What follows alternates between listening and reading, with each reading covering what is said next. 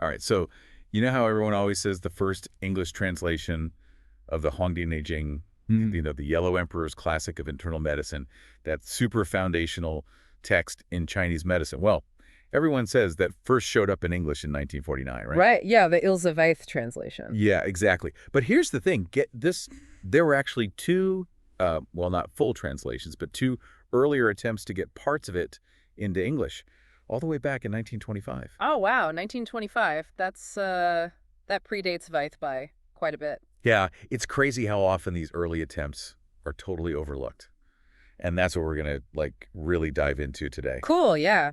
I'm excited to hear about this. It's not just about the translations themselves, right? It's more about like these were the first times that these core ideas about health and the body, this whole different system of thinking like first made their way into the English-speaking world.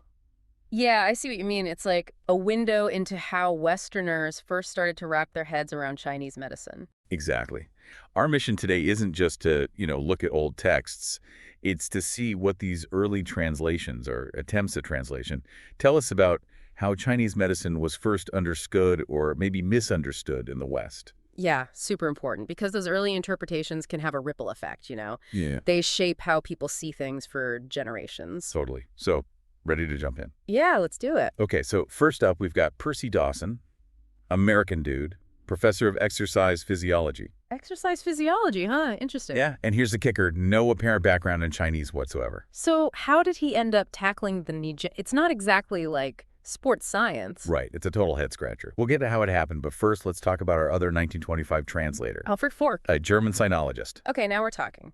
A sinologist is someone who, lives and breathes Chinese language, history, culture. Yeah, the real deal. Fork had a long history of working with, Chinese philosophy, translating text, the whole nine yards. So right off the bat, we've got these two guys coming at this from completely different worlds. Yeah, two totally different lenses to view the Neijing through. This is going to be good. Right. And this isn't just ancient history, right? Understanding these early translations, seeing the filters they used, the biases they might have had, gives us all a way richer, more nuanced view of how Chinese medicine came to be understood in the West. Oh, absolutely. And how it might still be perceived, in relation to Western science even today. 100%. Okay, so first up, the mystery of Percy Dawson, the exercise physiologist turned Neijing translator. How did this even happen? Well, the material you sent points to a key figure, George Sarton, a big-time historian of science. Dawson was like a huge admirer of Sarton and his work. Okay, so this is about intellectual influences then. Exactly. Sarton was really pushing for this idea of studying the history of science as its own separate thing, and he was also all about new humanism. This whole intellectual climate probably sparked Dawson's interest in, exploring historical scientific texts from all these different cultures, even ones way outside his own field. So it wasn't necessarily a passion for Chinese medicine itself then, more like an academic curiosity maybe. Right. It seems like he was coming at it from a history of science perspective, wanting to see how these different systems of thought fit together. Yeah, and that leads us to the French connection, which is where things get really wild. Okay, hit me with it. So Dawson stumbles upon this French book by a guy named Léon Vigre.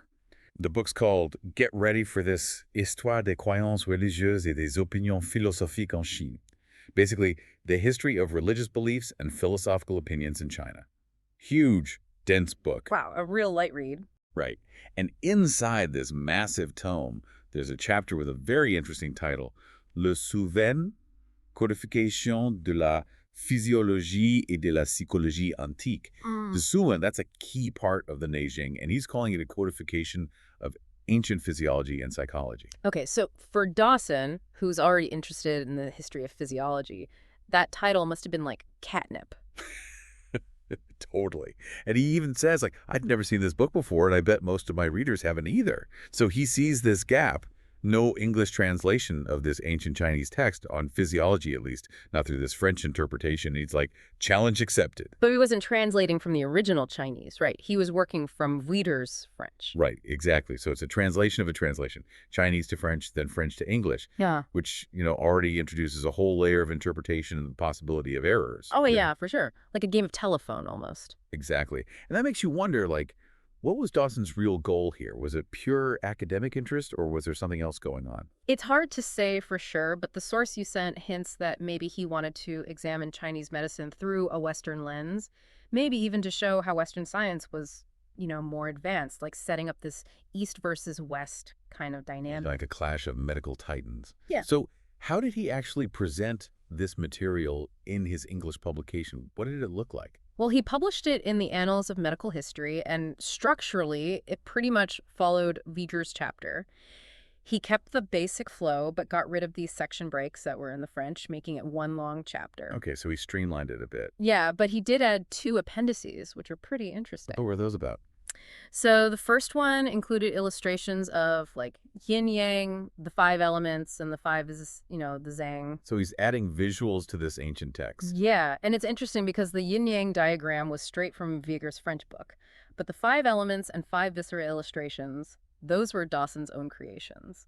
Wow, so he's putting his own visual spin on these core TCM concepts, even though he's working from a secondhand source and doesn't read Chinese. Yeah, it's kind of bold when you think about it. And his second appendix was a table he made showing all the correspondences within five viscera theory. So he's clearly trying to organize and systematize this information in a way that makes sense to him and presumably his Western audience. Right, trying to fit it into his existing framework. Now let's get into the nitty-gritty of the terminology. The source you sent has this awesome table comparing the Chinese terms, the French, and what Dawson ended up using in his English translation. What jumps out at you there? Well, one thing that's striking is how Viger, in the French, didn't use a lot of transliteration.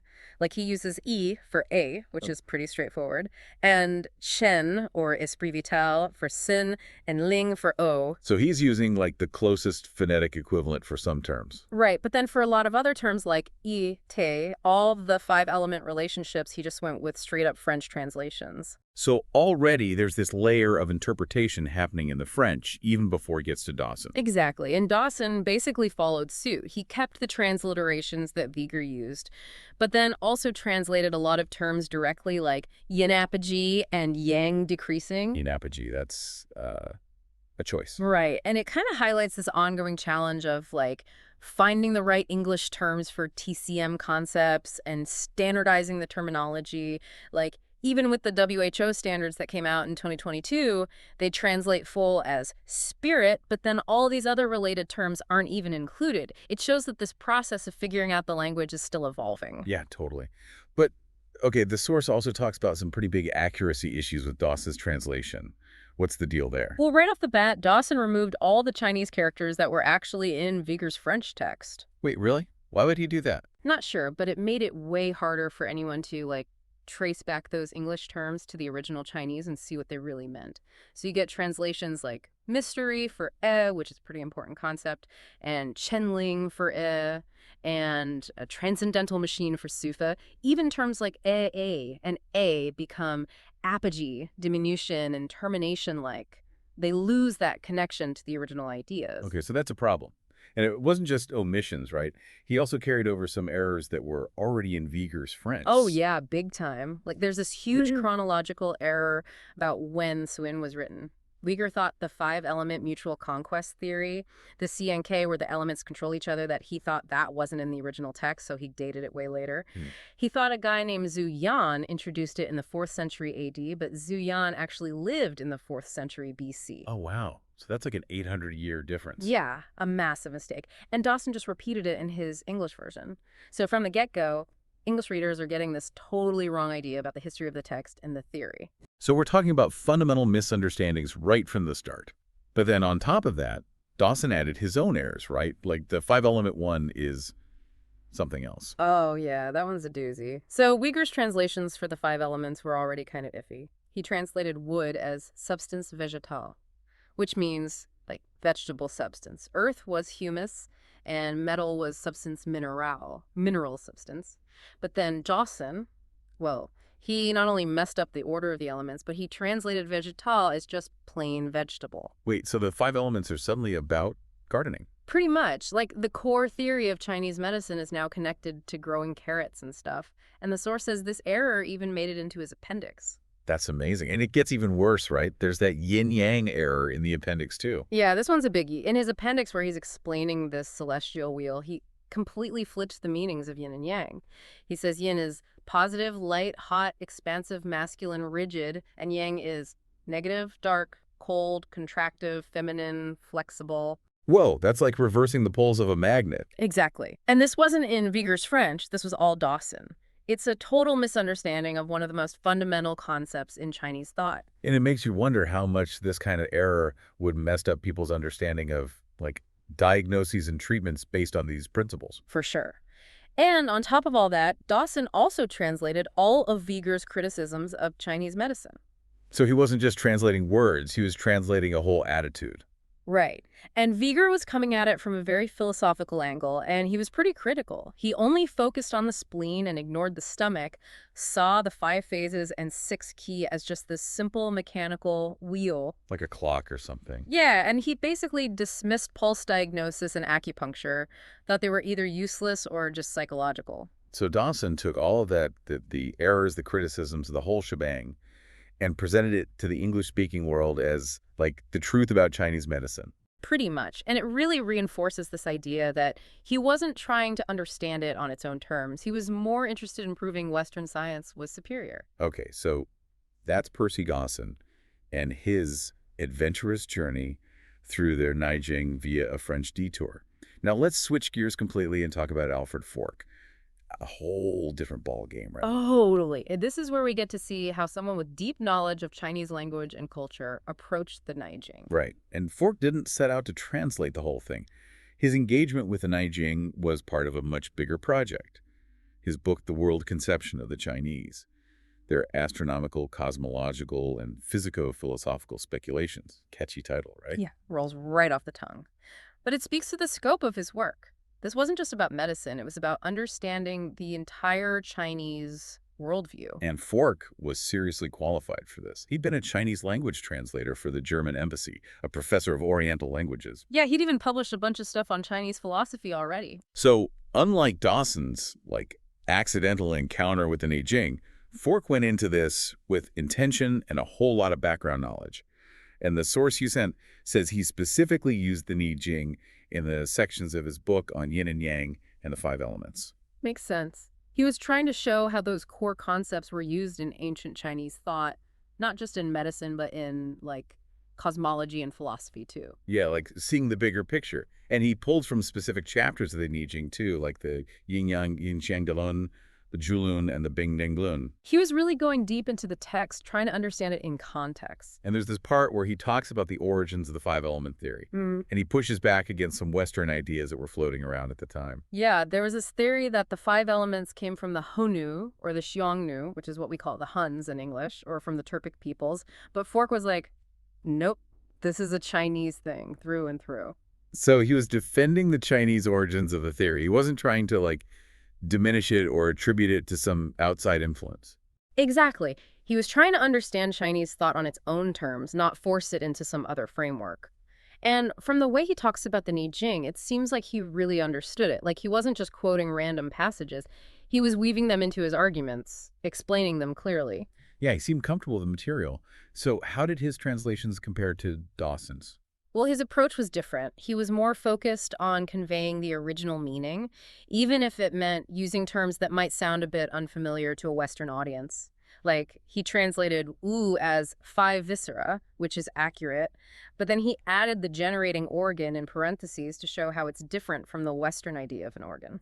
So he was trying to be both accurate to the Chinese and clear to Western readers. Right. The source calls this a source language-centered approach, which basically means he prioritized staying true to the original Chinese text, even if it meant the English might sound a bit more, academic or complex. Makes sense. But did he make any mistakes? Even with all his knowledge, it seems like everyone was still kind of figuring out how to translate these concepts back then. Yeah, there are some inaccuracies. Like, he translated "hiadu" as fluid, which emphasizes its flowing nature but could be confused with the 5 fluids in TCM. And he translated as muscles, which isn't quite right. It should be "seinu." And he translated as veins, blood. Which probably shows how Western ideas about circulation influenced his thinking. So even Fork wasn't immune to those Western filters. But the source makes a good point. It says these inaccuracies shouldn't be seen as just mistakes, but as like part of the process of the West encountering and trying to understand Chinese medicine. I agree. It was a learning curve for everyone back then. Totally. And it's important to remember that Fork wasn't trying to translate the entire Neijing. His discussion of it was just one part of his much bigger book on the Chinese worldview. Right. It was more like an introduction, using specific passages to illustrate his points about Chinese philosophy and cosmology. Okay, so we've got these two very different encounters with the Neijing happening in the same year, 1925. What a wild coincidence, right? Yeah, it's pretty amazing. And the contrast between them is huge. Dawson gives us this mostly negative view, full of errors and criticisms. Fork, on the other hand, offers a much more objective and positive interpretation, based on his deep understanding of the culture and the language. It's like two completely different versions of the same story. And the source says that difference comes down to, like, their backgrounds, their knowledge, and their biases. Dawson, the scientist, coming at it from a Western kind of skeptical perspective, versus Fork, the sinologist, who really appreciated Chinese culture and knew the language inside and out. Two sides of the same coin, almost. So Yeah. for all of you listening out there, what's the big takeaway here? Why does all this matter? Well, I think it shows how complex this whole process of cross-cultural knowledge transfer really is. It wasn't just about finding the right English words. It was about different worldviews trying to make sense of each other. Yeah, like two different languages, but not just spoken languages. Languages of thought, ways of seeing the world. Exactly. And now you've got this glimpse into those early encounters, the good, the bad, and the ugly. You can see how those early interpretations, even the flawed ones, shaped how Chinese medicine was seen in the West, and maybe even how it's still seen today. The source puts it perfectly. They say the Neijing entered the English-speaking world with two faces in 1925. One skeptical and full of errors, the other scholarly and appreciative. It's a reminder that even within the West, there were different ways of looking at this ancient wisdom. And studying these early attempts is so valuable. It helps us understand the history of how Chinese medicine came to be known in the West, the challenges of translation, the biases involved. And it makes you appreciate the work of all the translators who came after, Yeah. who built on those early foundations, even the shaky ones. Absolutely. It's a reminder that understanding another culture's knowledge system is a journey, not a destination. So, as you continue on your own journey with Chinese medicine, I want you to think about this. How might those early interpretations, even the messed up ones, have influenced how Chinese medicine is understood and practiced in the West today? Like, what are the long-term effects of those first encounters between these two very different ways of seeing health and the body? Yeah, it's a question worth pondering, because those early ripples can still be felt today in ways we might not even realize. And that's something to think about as we all keep learning and exploring this amazing system of medicine. For sure. There's always more to discover and understand. And that's what makes it so fascinating, right? Absolutely. Awesome. Well, thanks for diving into this with me. My pleasure. This was a great conversation. Until next time, everyone, keep exploring. Keep learning.